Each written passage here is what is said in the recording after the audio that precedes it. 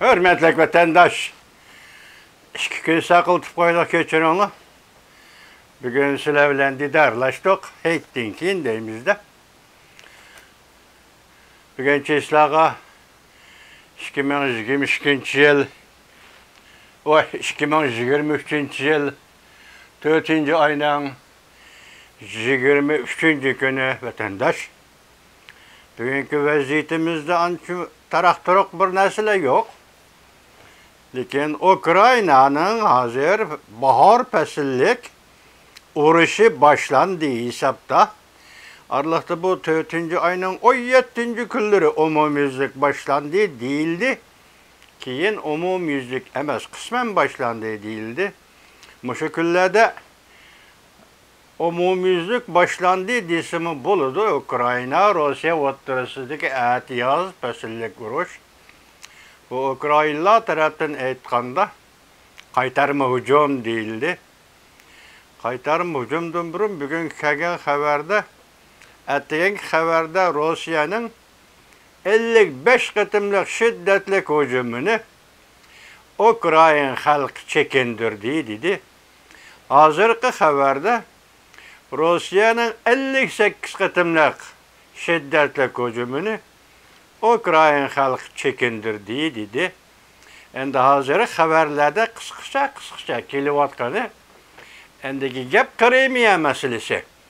Mesela Krimiya meselesi kelganda o'tir musofirlik mi yoki uzun musofirlik mi raket akamdi. Anda bugünkü en qaltis xabar şu bo'ldiki, Ukrayna armiyasi bugundan boshlab Rusya territoriyasiga, Rusya ziminiga hücum qildi deydi. Endi bu katta gap vatandaş. Demek burun Rusya Ukrayna'nı besip oldu, Ukrayna'ya besip girdi. Kayserlik bile uğraştı Ukrayna halkı. Şundak cümleler kelgende insan tövbe deydi ha, vatandaşa tövbe deydi ha. Lakin bugün xulaslap kelgen bir makalda bir kıstırıp bir cümle. Hazırki dünyada Hitler kim dep savol koyuptu, saklap aldım. Ondan keyin hazırki dünyada İtaliyalik Mussolini kim dep savol koyuptu. Kıskagina bir obzor. Şu obzorda bugünkü dünyada Hitler, Prezident Vladimir Putin depti. Bugünkü dünyada Mussolini, Reis Xi Jinping Asya'da depti. Ukrayna'da Prezident Vladimir Putin balalarını ata-anasından ayırıp Ruslaştırışga başladı depti. Cunguda Asya'da Cunguda Cunanxaya Reis Xi Jinping Uygur'un ballarını ata-anasından ayırıp Xitaylaştırışga başladı depti. Bu sözle aytganda vatandaşım, hazır Mussolini kim? Hitler kim? Xalqaro jamiyatniki ekan da bu.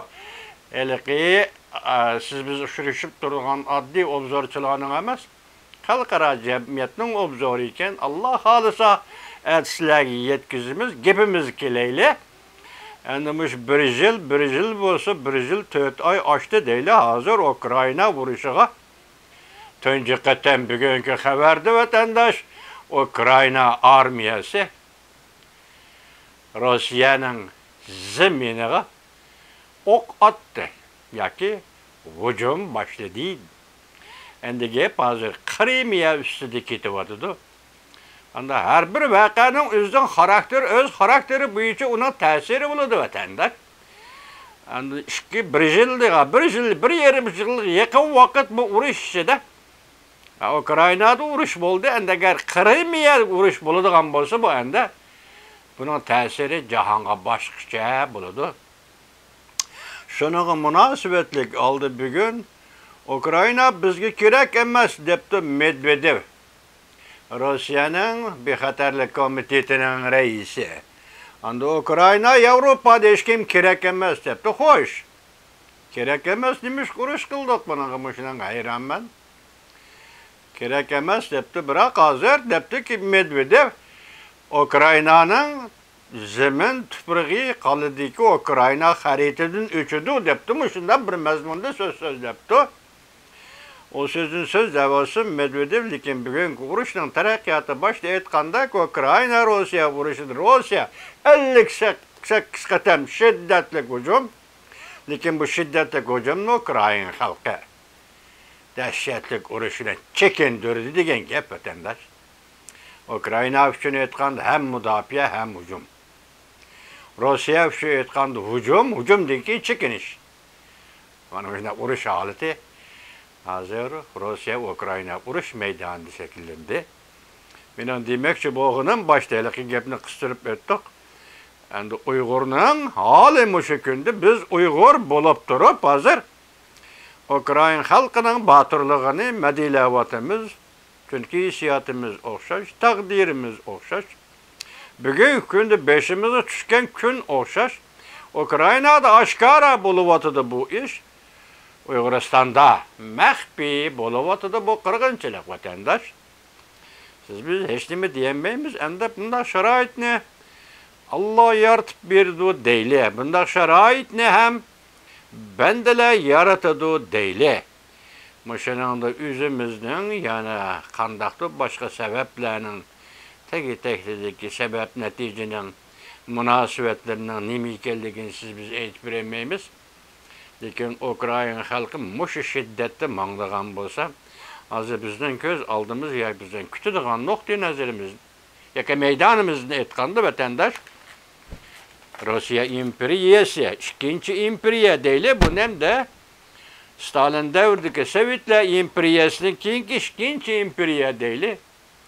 Shunda agar gumron bo'ldigan bo'lsa, Stalin ketdi Xrushchevning qo'lida, Xrushchev ketdi Brejnevning qo'lida, Brejnev hammasining hokimiyati oxiri Gorbachevning qo'lida tugadi. Endilikda bu oxirgi qatim urinish Rossiyani qayta birlikka keltirish, burungi Sovet ittifoqini qayta birlikka keltirish haqiqiy ma'noda aytganda bu prezident Vladimir Putinning maqsadi. Demak, bu maqsad hozir xalqaro jamiyatning qarshi turishiga o'xshirdi. Mushu urushning oqibati sizni Alloh ömrünüz ziyoda qilsin, bizni ham shundoq.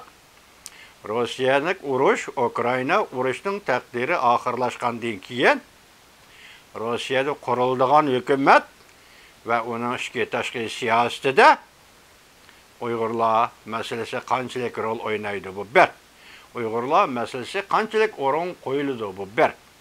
Ikkinchisi 2021-yil 6-oyning 15-kuni 16-kunidan hisoblaganda hozirgacha Amerika Qo'shma Shtatlari bilan Rossiya prezidenti Vladimir Putin, Amerika Qo'shma Shtatlari prezident Joe Bidenning janva suhbatidan keyingi bugungacha Amerika Qo'shma Shtatlarining Jungoga ishlatgan basimi va Rossiyaga ishlatgan basimi deyli oshkor bo'lmadi, lekin suhbatda qo'yildi-ku. Uyg'urlar masalasining keyingi taqdiriga mushu kunlarda qanday ta'sir ko'rsatadi? Shuni kutib turibmiz vatandosh. Endi Jungoning hozirgi ichki qismidan aytsangiz hayron qalasiz. Nimaga hayron qalasiz? Shaharlar tashlanib, sanoat, okrop, pul muomala, maydonlar, tijorat, so'd do'konlarining hammasi masalan. Xususiy tijoratchilarga zarb berish bu bir oxirlashib, hozir Jungo Kompartiyasi Juna Xayna siyosati yezilarga yurish qilish. Biron shaharlarda Chingwanhoy o degani yo'l ustiga dükkan açıp yol üstünde botka koyup soda ticaret kıladiganlarni tertip selish. Qo'shoni deseniz bo'ladi. Şunun atirti deseniz, hozir endi yezilarni tertip selish atirti. Nungwanhoy paydo qilib, yezilarga tushib, Jungo hukumatining boshqaruvchilari. Yani saqchi deyil desak qo'lida qurol yo'q, kaltak yo'q. Ammo saqchidanmi qattiq. Uyda kirib, dehqonlarning to'xo kala qo'yib padisini haydab chiqib ketib, hatta dehqonlar terigan ko'ktatlarni julib tashlab, dehqonlar qo'ygan ko'chat daraxtlarni kesib tashlab, mushu tariqada hozir Jungo yezillarga umumiyuzlik siyosat Dehqonlarni parakanda qilish. Yani bunun maqsadi to'g'risi hech kim eshitdim deb bilinmayotdi. Faqat deyilayotgan bir og'iz gap. Hozir Jonaxa Tayvanga hujum qilish tayyorlik qilyotdi deydi. Men boshdan oxir buni sizlarga hujum qiladi degan xabarlarni yetkazdim. Men to'g'ri ishonmayman, chunki bunda kuch yo'q. Çünkü Kompartiyasi askeriy qism, qurol-yarog' hammasi bo'lishi mumkin, lekin buning jur'at qila oladigan kuchi yo'q, vatandosh. Bu Tayvan degan bir popuzi, fuqarolarni kontrol qilish uchun chiqarilgan bir popuzi xarakterlik siyosat desangiz bo'ladi. Bu shu yerda turibdi. Lekin hozirgi yezlarda mushundaq harakat boshlanganda Uyg'ur dehqonlarining bugungi kuni nima? Hozirgacha bir xabar o'tirg'i chiqmadi. Hozir Xitoy dehqonlari hozir shu kunni ko'ryapti. Uyg'ur dehqonlari nima kunni ko'ryapti? Siz biz ko'ngil bildigan masala shu. Agar Xitoy dehqonlariga Xitoy Nungguanxuy shundoq muomala qildigan bo'lsa, Uyg'urlar qandoq muomala qildi? Gap mana shu yerda vatandosh. Ve qilayotgan kalisi bir bosh yoki bir tuyoq kala bir oila dehqonlarning qo'shig'ini beqishdan boshqa uning pasport xarajatlarini ko'tardi. Bir kala, bir siyir kala xarajatlarini ko'tardi. Ularning hammasi haydab chiqib ketsan, beqib bodab setib bozorga ekirib 5 tanga, 6 tanga qilib bolalarning ehtiyojini qandayman deydigan bir ishga qo'y, ishga tuyoq qo'yni haydab chiqib ketsan. Bu qarab turib bulangchilik vatandosh, qarab turib bulangchilik. Bunun oqibatini hozir Xitoy obzorchilar xilma-xil tahlil qilyapti. Endi uning keyingi jarayoni dardi besatini vatandoshlarga vaqti kelganda yetkazamiz vatandoshlar.